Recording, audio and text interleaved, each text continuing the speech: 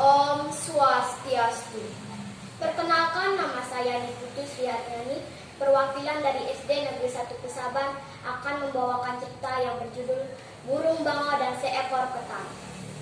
Di sebuah hutan yang lebat, ada danau yang besar.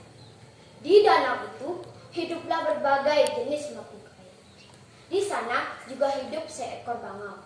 Kini bangau itu telah tua dan tidak kuat lagi berburu ikan sebagai makan. Dalam satu hari, kadang-kadang makan, kadang-kadang tidak. Akibat makan tidak teratur itu, bangau itu menjadi lemas.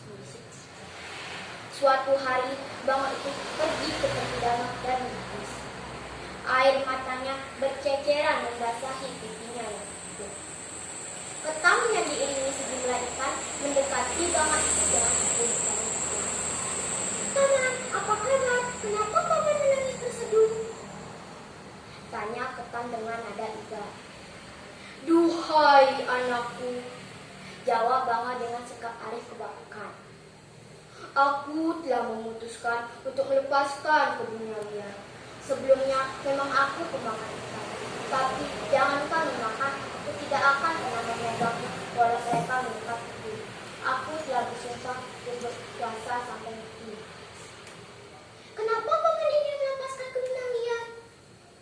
tanya ketam agak heran. "Begini anakku, aku lahir di kawasan ini, dan di sini pula aku hidup sampai tua.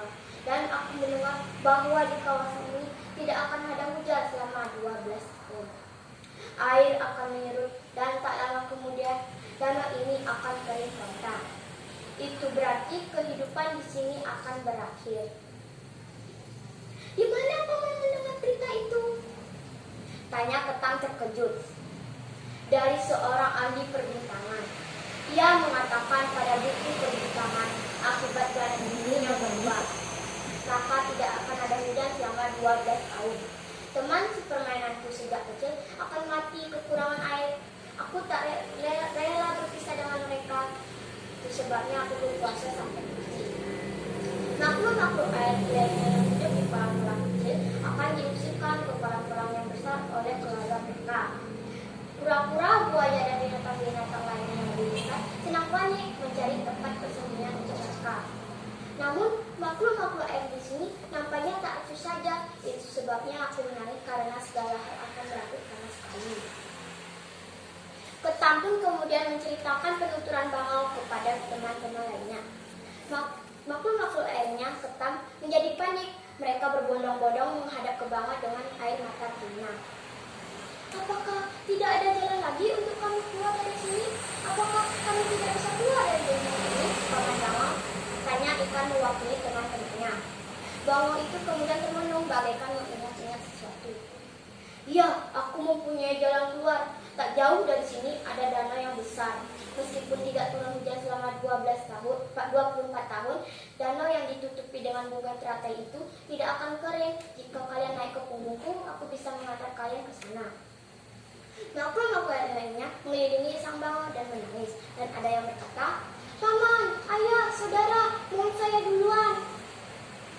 Bangau pun mulai mengangkut seisi danau satu persatu.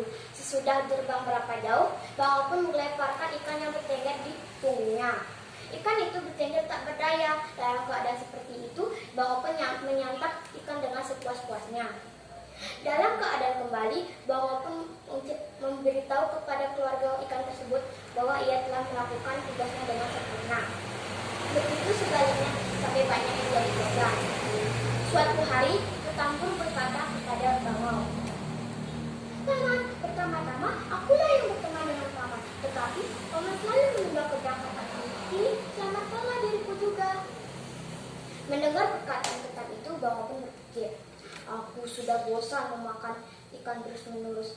Untuk mengubah menu makananku, aku akan memakan ketam ini." Bangau pun mulai menerbangkan ketam ke batu karang. Di tempat ia memakan ikan-ikan itu, ketam melihat tumpukan tulang-tulang dan secepatnya menyadari peristiwa yang terjadi. Dengan tenang, sang ketam berbicara, "Paman, berapa jauh danau yang kita tuju? Paman pasti payah membawaku, aku sangat berat." Bangau pun berpikir, Kini makhluk air dungu sepenuhnya menjadi kekuasaanku, jadi tidak terlepas dari cengkramanku. Demikianlah sambil tersenyum. Bangau pun berkata kepada ketam itu, "Ketam, di mana ada danau itu, perjalanan ini adalah pestaku. Aku akan membantingmu di batu karang ini. Aku akan segera mati dan menjadi penghuni perutku." Setelah Bangau mengakhiri kata-katanya, sang ketam segera bertindak. Ia memasang cakarnya tepat di leher Bangau putih mulus itu. Dengan sekuat tenaga, ketam menjepit leher Bangau lama itu putus, terpisah dari badannya. Kemudian, ketam merayap kembali ke danau semula dan makhluk-makhluk airnya mengelilingi dan berkata, "Ketam, kenapa kau kembali? Dan kenapa paman Bangau tak ikut bersamamu? Kenapa dia membuang waktu?